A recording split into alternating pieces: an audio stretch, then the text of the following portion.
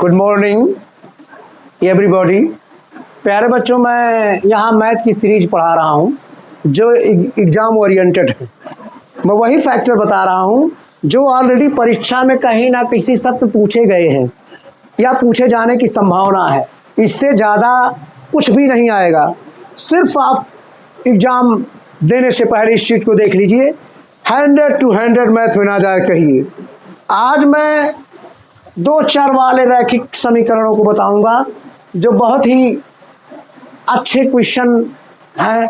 इसमें मैं वही चीज़ बताऊंगा जो ऑलरेडी परीक्षा में पूछा गया है या पूछे जाने की संभावना है। पूरा चैप्टर या डिटेल बताने की ज़रूरत नहीं, वही बताऊंगा, वही पढ़ के जाइए, आप ऑलरेडी बेहतर अंक पाओगे। तो देखिए, इसमें 2 चर वाले जैसे युगपथ समीकरण हो गया, बजगुणनखंड हो गया, विलोपन विधि हो गई, द्विघात समीकरण हो गया, ये सारे चीज़ों को हम अपडेट करेंगे। लेकिन रेखा युग्म का जो पहला चीज़ें हैं जो परीक्षा में बार बार आता है, जो दो समीकरण दिया जाएगा उसका तुलनात्मक अध्ययन करने का जो एक सारणी बेस, उस सारणी को मैं बताऊंगा और फिर विश्लेषण देके समझा दूंगा।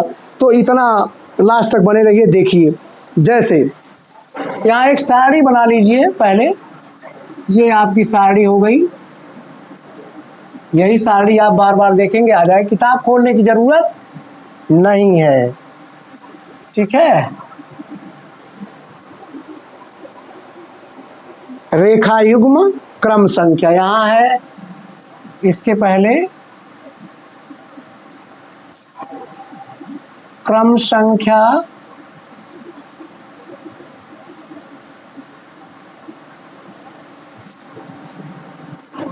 रेखा युग्म, क्रम संख्या रेखा युग्म, क्रम संख्या रेखा युग्म। रेखा युग्म के बाद ऊपर दीजिए, रेखा युग्म के बाद उसमें 3 खाने और हैं आपको जो तुलनात्मक अध्ययन करेंगे। ठीक। इसके बाद अनुपातों की तुलना की जाएगी।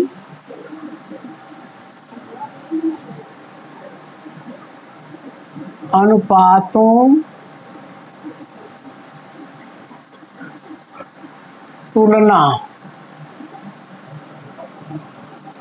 अनुपातों की तुलना 2 और है, ग्राफीय निरूपण, बीजगणितीय निरूपण। ग्राफ निरूपण और बीजगणितीय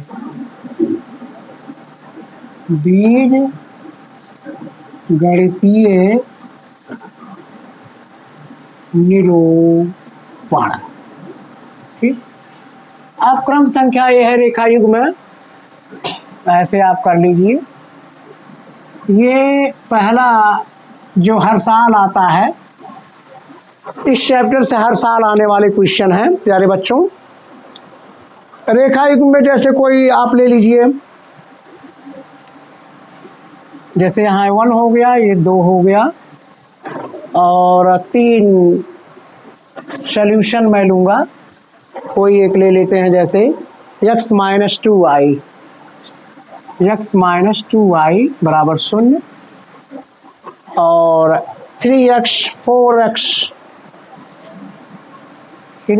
+ 4y और -20 बराबर 0,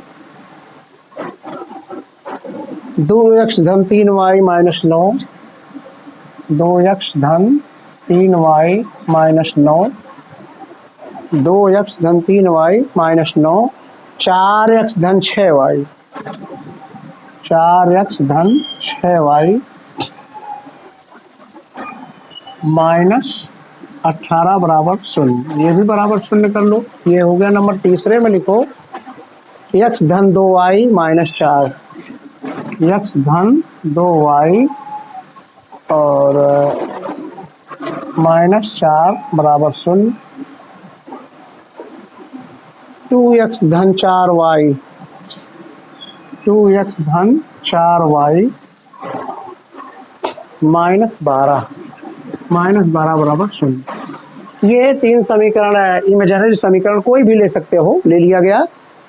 अब इसको जैसे पहले में a1 a2 b1 b2 c1 c2 किया गया। जैसे अगर यहाँ पर मैंने लिया यहाँ a1 लिख दिया, यहाँ b1 लिख दिया, यहाँ c लिख दिया, वैसे a1 a2 b2 c2 लिख दिया गया। अनुपातों की तुलना जब करेंगे तो इसमें 3 फार्मूले बनेंगे। नंबर 1, अगर इसमें a1 अपान a2 बराबर b1 अपान b2, अगर ये बराबर नहीं है तब क्या होगा? अगर बराबर नहीं है तो प्रतिच्छेद करती हुई रेखाएं बनेंगी। क्या बनेंगी? प्रतिच्छेद करती हुई रेखाएं। ठीक, पहला ग्राफ में प्रतिच्छेद करती हुई। और इसका हल क्या होगा? केवल एक। मेरा कहने का मतलब है क्या है प्यारे बच्चों? इसके कोफिशिएंट, जैसे यहाँ कोफिशिएंट a1 लगाएंगे 1 है,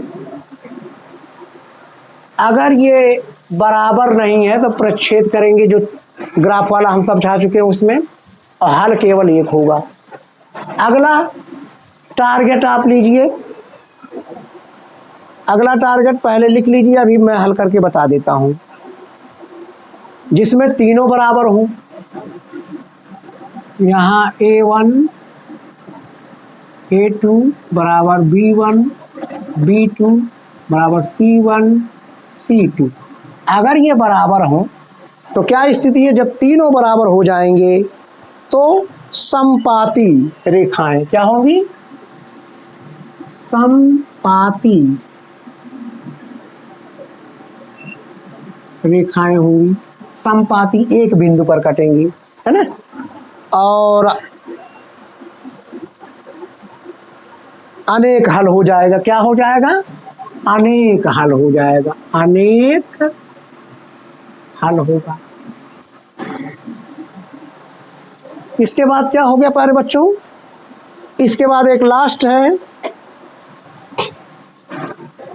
a1 a2 b1 b2 c1 c2 बराबर के अलावा एक क्या है? यहाँ पे बराबर नहीं रहेगा। जब बराबर नहीं रहेगा तो समांतर रेखाएं होंगी। क्या होंगी? समांतर रेखा होगी। समांतर रेखाएं। और यहाँ पे जो होगा क्या होगा? कोई हल नहीं होगा, है ना? कोई हल नहीं होगा। कोई हल नहीं होगा। ठीक। अब जैसे हल करते हो, जैसे a1 हल जब करेंगे तो a का मान क्या है? इसमें अगर निकालेंगे a1 का मान, इसकी कोफिशिएंट क्या है? 1 है। तो पहले में अगर करेंगे हम तो 1 बटे यहाँ 3 हो जाएगा। यहाँ क्या हो जाएगा? -2 बटे 4 हो जाएगा। यहाँ क्या हो जाएगा? 0 है तो 0 लिख लो, और यहाँ -20 लिख दो या बराबर कर दो। ये आपका सिस्टम हो गया, है ना? अब इसको आप हल कर लीजिए। जैसे अगर मैंने हल किया तो ये आ गया 1 बटे 2, ये 0 ही आ गया। तो कोई बराबर नहीं है, ना ये बराबर ना ये बराबर, तो ये क्लियर हो गया। देखो क्लियर हो गया अच्छे बच्चों। वैसे इसको देखा गया, मैंने बताया क्या? अभी आप समझ नहीं पा रहे हो, समझने के लिए ध्यान दो। जैसे कोई मैंने लिखा क्या लिखा, जैसे हमने लिखा a1 x धन b1 y, क्योंकि युग्म है ना, 2। दूसरा a2 x b2 y, ये हो गया। x के पहले या y के पहले जो संख्या होती है वो कोफिशिएंट होती है, बस ये ध्यान रखने की जरूरत है। वैसे ये यही चीज दिखाया गया है। यहां पर देखो जैसे 2 है, a का मान क्या है 2, 2/4 हो गया। यहाँ 3/6 हो गया। यहाँ 9/18 हो गया। अब इसको हल कर लो, 1/2 हो गया, 1/2 हो गया, इसको 1/2 हो गया। देखो ये सारे इक्वल हैं। इक्वल है कि नहीं, बराबर है कि नहीं। अगर इस तरह से जो समीकरण जब करोगे बराबर हो जाएंगे तो ये चीजें आ जाएंगी। किसी को डाउट है? नहीं। अगला इस पर देखिए, यहाँ उसी तरह से 1/2, यहाँ 2 है, 2/4 ले लिया। यहाँ -4/-12 ले लिया। अब इसको सरल करो, ये ऑलरेडी 1/2 ही होगा, ये 1/2 होगा, ये सॉरी 1/3 होगा। देख रहे हो अपनी, 1/2 1/2 बराबर हुआ, लेकिन ये बराबर नहीं होती है, इस पर समांतर रेखा। ये आपको रटना पड़ेगा। अगर a1 a2 बराबर है तो प्रतिच्छेद होगा, नहीं बराबर है दोनों बराबर, संपाती होगा तो अनेक हल होगा। ये मैंने बहुत ही आसान वे में पढ़ाया कि अगर 2 समीकरण ऐसे दिया रहे, ये दिया रहे एक समीकरण, 2 समीकरण ये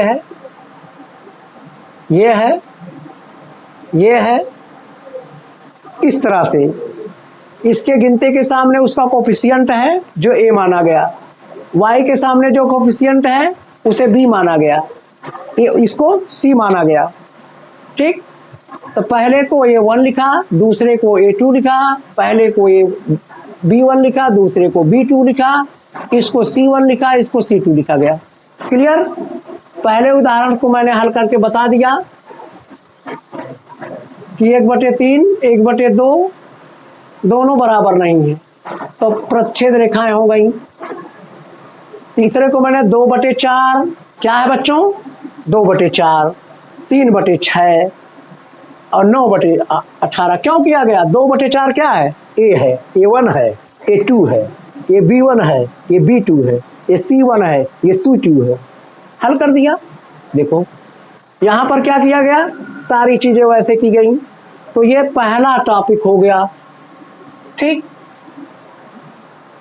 एंजॉय करिए और व्यापक समीकरण जो 2 घात वाला है इस पर हल करिए और देखते रहिए मेरा वीडियो जो हर साल परीक्षा में आने वाला है। Thank you. ओके।